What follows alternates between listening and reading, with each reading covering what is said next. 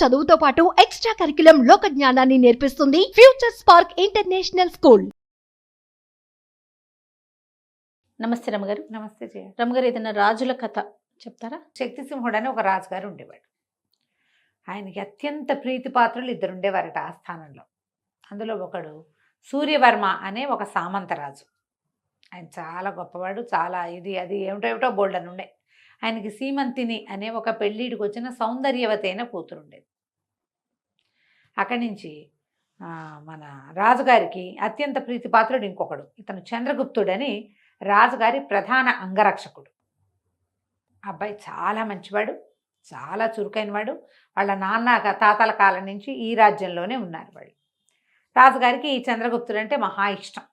సూర్యవర్మకి చంద్రగుప్తుడికి పెద్ద ఏం పడుతున్నట్టు ఏం కనపడేది కాదు, కానీ గొడవలేం లేవు. అయితే ఏమైంది, ఈ సీమంతిని ఈ చంద్రగుప్తుడు ప్రేమించాడు. వాళ్ళిద్దరూ ప్రేమించుకున్నారు. కొంతకాలం గడిచాక ఈ చంద్రగుప్తుడు ఏం చేశాడు, రాజుగారికి చెప్పాడు, నేను సూర్యవర్మ గారి కూతురుని ప్రేమిస్తున్నాను, ఆమె కూడా నన్ను ప్రేమిస్తోంది, వివాహం చేసుకోవాలనుకుంటున్నాం అని చెప్పేసరికి రాజుగారు అంటే మనం చాలా సంతోషించాడు. ఇద్దరు తనకు ఆప్తమిత్రులు. వీడంటే చాలా ఇష్టం కుర్రాడంటే. సూర్యవర్మ తన ఈడువాడు, తనకు చాలా ఇష్టడు. సరే, ఒకరోజు సూర్యవర్మని మధ్యాహ్నం భోజనాన్ని పిలిచి, మీ అమ్మాయిను చంద్రగుప్తుడు ఒకళ్ళనొకళ్ళు ప్రేమించుకుంటున్నారట, చక్కగా పెళ్లి చేద్దామా మనం అని అడిగాడు. ఆయన సంతోషంగా అడిగేసరికి సూర్యవర్మ కొళ్ళు మండిపోయింది.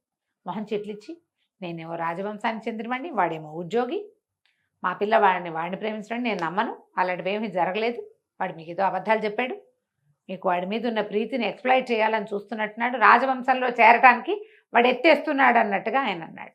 అన్నాక నేను అన్నాడు, రాజుగారి శక్తిసింహుడు, నేను అట్లా అనుకోను, చంద్రగుప్తుడు నాతో అబద్ధం ఆడే సాహసం చేయడు, నువ్వు మీ అమ్మాయిని కనుక్కోమన్నాడు. సూర్యవర్మ గారు హుటాహుటిన వాళ్ళు ఊరు వెళ్ళిపోయి కూతుర్ని కేకలేసి అడిగాడు, ఏమిటమ్మాయి ఏమిటే సంగతి అంటే, ఆ అమ్మాయి ఏమో, అవును నేను చంద్రగుప్తుని ప్రేమిస్తాను, చంద్రగుప్తుని పెళ్లి చేసుకుంటా, లేకపోతే నేను పెళ్ళే చేసుకొని దిక్కుని చోటు చెప్పుకోను. ఆయన ఇచ్చాడా మడా కేకలేసాడు కూతురు. మన వంశం ఏంటి, వాడి వంశం ఏంటి, వాడు ఉద్యోగి, వాడిని పెళ్లి చేసుకోవటం ఏమిటి, బ్యాడ్ ఐడియా, వెరీ బ్యాడ్ అన్నాడు. ఏం చేస్తుంది ఆ పెళ్ళి, ఏం చేస్తుంది, ఓ రోజు ఉత్తరం రాసి వచ్చేస్తున్నా అని చెప్పేసి చంద్రగుప్తుడి ఇంటికి వెళ్ళిపోయింది. అక్కడ ఓ పురోహితుడు ఎవరో ఉన్నారు వాళ్ళ ఇంటి దగ్గర.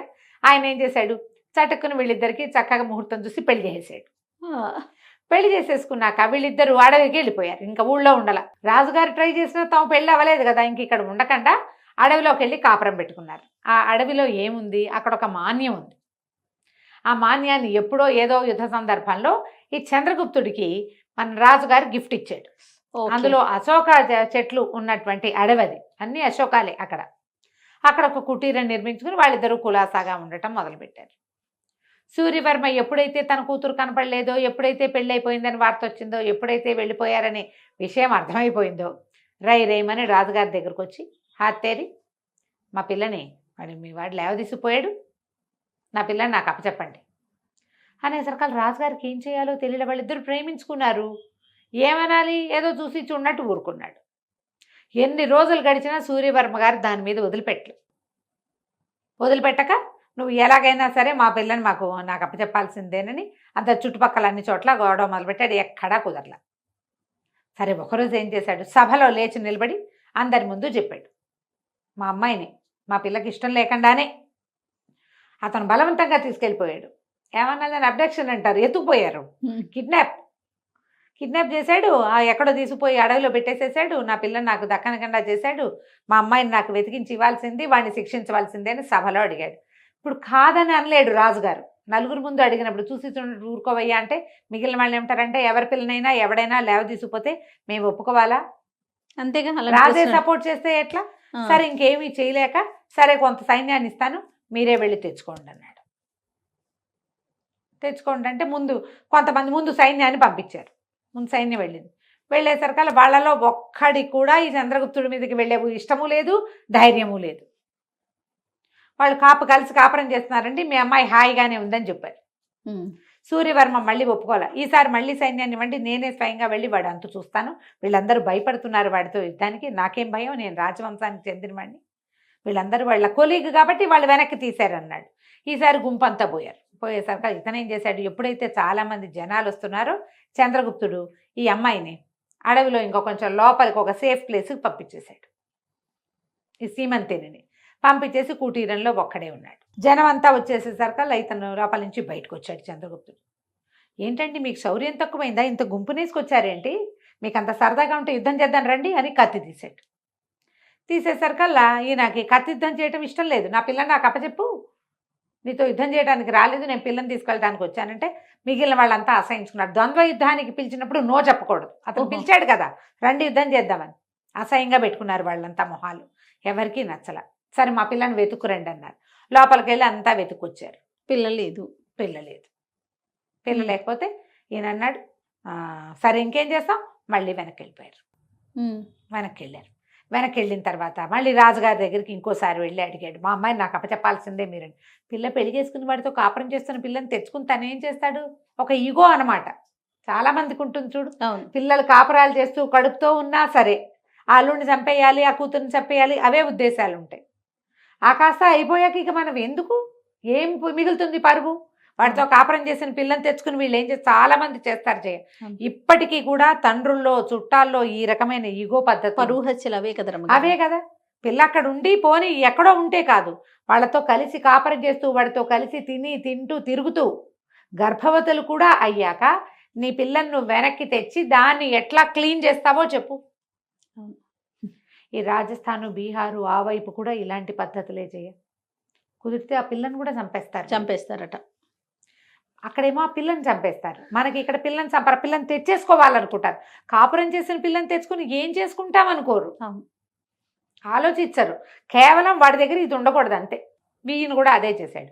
ఈసారి ఏం చేశాడు, కొంతమందిని పిలిచి మీరందరూ ఓ పని చేయండి, వాడి దగ్గరికి వెళ్ళి స్తోత్రపాఠం చేయండి, వాడు స్తోత్ర పాఠాలు వినటానికి అప్రమత్తంగా ఉంటాడు, అప్పుడు మేము మీద పడి పట్టేసుకుంటామన్నాడు.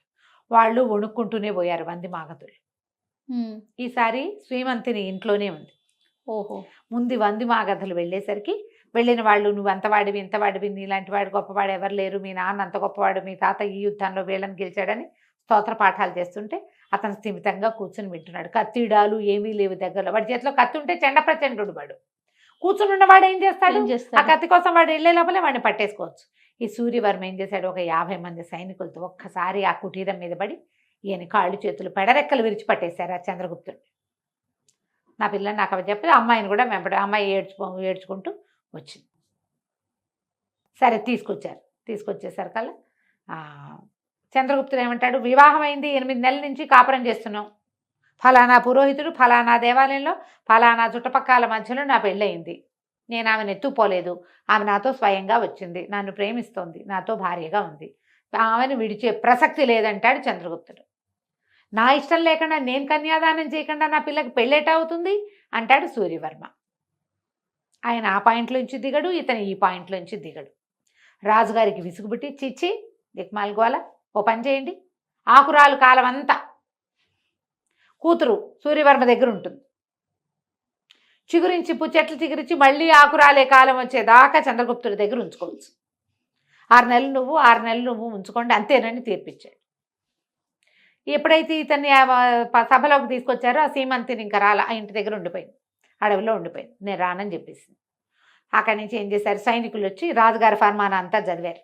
అమ్మా ఆకురాల కాలం వచ్చింది, నువ్వు ఇంకా వచ్చి మీ నాన్నగారి దగ్గర ఉండాలంటే సరేనండి. ఆవిడేం చూపించింది, తోట అంతా చూపించింది, ఈ చెట్ల ఆకులు రాలేక వస్తా మా నాన్న ఇంటికి, కావాలంటే 2 సైనికులు ఇక్కడ కాపలా ఉండండి, ఆకులు రాలేక వస్తాను అని చెప్పింది. ఏమిటది, అశోకవనం, అది చచ్చినా చెట్లు రాదు.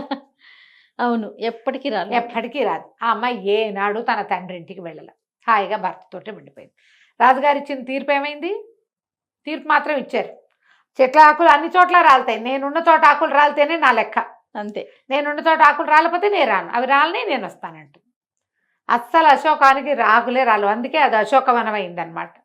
ఎప్పటికీ ఆకులు రాలవు, కంచికి మనం ఇంటికి. భలే ఉందండి. నమస్తే. నమస్తే. సుమన్ టీవీలో మీ పర్సనల్ అండ్ బిజినెస్ ప్రమోషన్స్ కోసం కింది నెంబర్కి కాంటాక్ట్ చేయండి.